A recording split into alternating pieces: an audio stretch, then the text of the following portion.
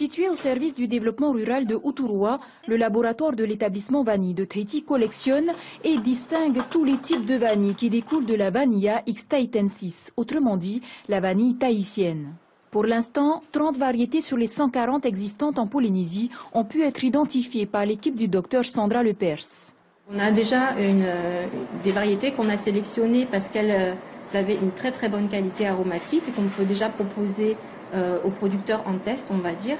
Et d'autre part, on essaye aussi de créer des nouvelles variétés, donc en utilisant différentes espèces, comme la Vanilla pompona, qui vient d'Amérique centrale, des Antilles, qui est naturellement résistante à une maladie qui s'appelle la fusariose. La fusariose, une maladie fongique qui affecte d'abord les racines du végétal dont l'écorce se nécrose, ensuite la tige et les feuilles se fanent et la liane finit par mourir. Ici, l'étude in vitro permet d'observer la résistance des plantes vanille aux champignons. Pour l'instant, le test n'est pas assez avancé, mais la racine est déjà attaquée et la tige, il faut encore attendre un petit peu pour voir si la plante est résistante ou pas. Grâce à l'analyse ADN de la vanille, on a pu isoler et extraire le gène résistant de la Vanilla pompona, qui, associé à la vanille tahitensis, résulte une espèce hybride. Les plantes hybrides cultivées in vitro sont étudiées à leur tour. Par ces hybrides, on espère proposer des variétés qui soient naturellement résistantes à la fusariose. Sandra poursuit son travail à 2 km du laboratoire, sous ces ombrières entretenues par les agents de l'EPIC de Raiatea.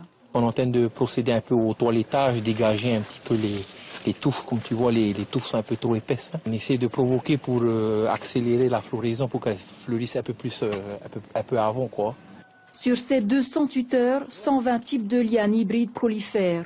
Le fruit de 9 ans de recherche, mais la qualité des gousses est encore loin de répondre aux espérances des connaisseurs. Là, on en est à la 2e année de production. Donc, certaines lianes ont déjà donné des gousses. Et pour l'instant, on n'est pas encore au stade que l'on veut au niveau qualité, hein, parce que là, on a des gousses qui se fendent avec des arômes qui ne sont pas encore des bons arômes comme les arômes de la vanille Tahiti.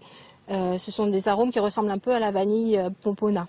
Donc là, pour l'instant, on a des hybrides qui sont résistants à la fusariose, mais qui n'ont pas les hybrides que l'on recherche. En attendant, il faudra encore de nombreux croisements avec la vanille tahitienne pour obtenir la variété hybride idéale, à la fois résistante à la fusariose et de qualité aromatique exceptionnelle.